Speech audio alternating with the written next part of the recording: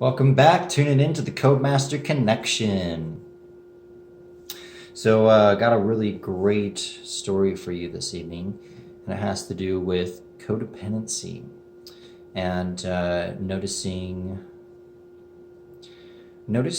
when you might be doing things in order to cover something up. Anything that you're doing in an effort to distract, avoid, suppress, cover up, anything that you're doing that is doing those things, you're in a codependent relationship with that behavior, with that thing, with that person.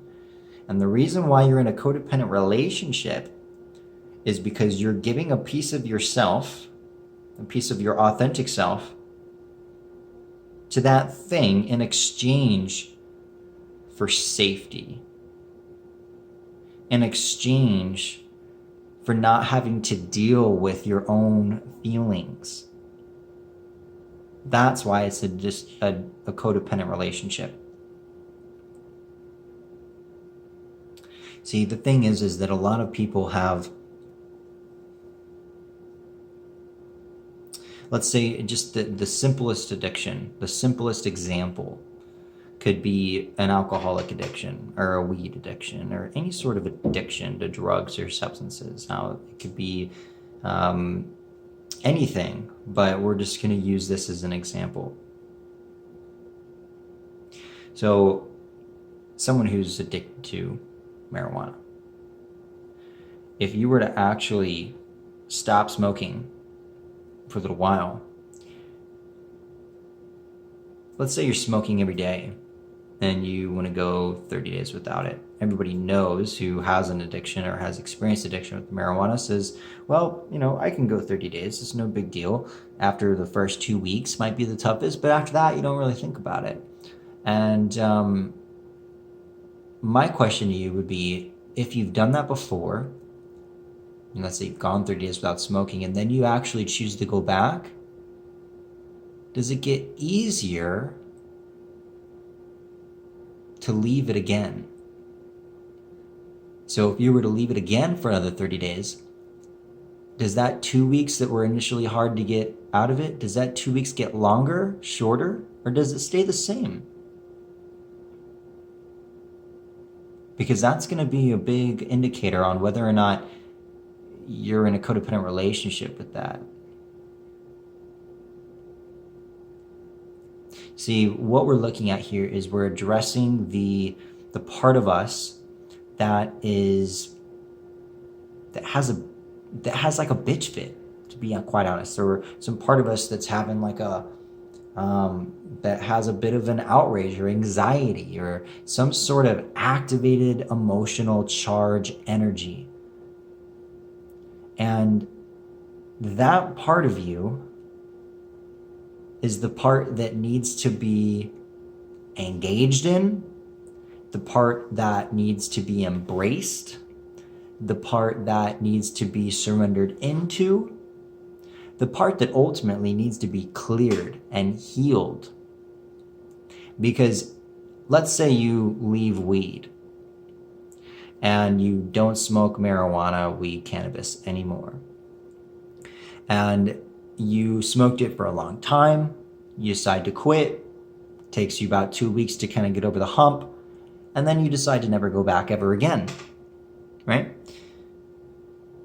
But does that addiction turn into something else? Is there something else that happens where you feel a compulsivity around not getting something or around maybe somebody not doing something for you? All of this emotional unrest is the same exact thing.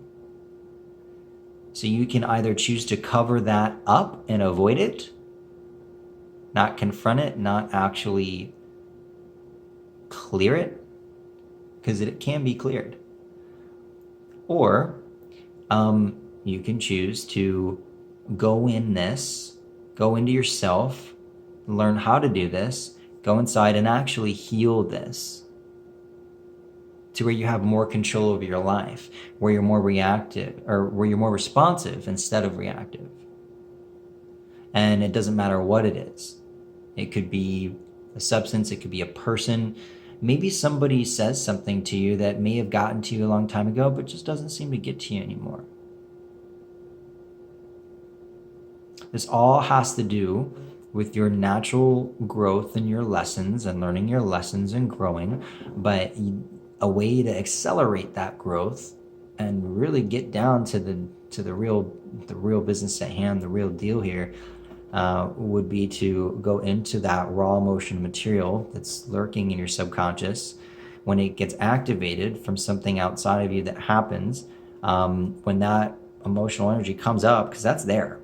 It was there before the event happened. Trust me, especially if you're feeling really activated about it. You can tell that's energy that's been there for a long time. So when that gets activated, that's when you choose to do something about it.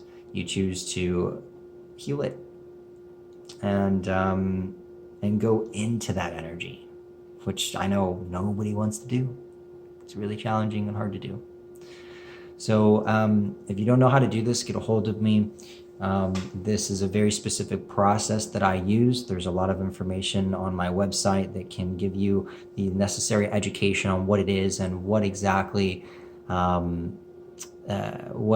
we all need to be stepping up and stepping into, so that we can change as a species, as a collective humanity here. Because it has nothing to do with what's going on outside of us. It has everything to do with us taking personal responsibility, not just for our lives, but for our own activated energies. And that's where everything else comes from.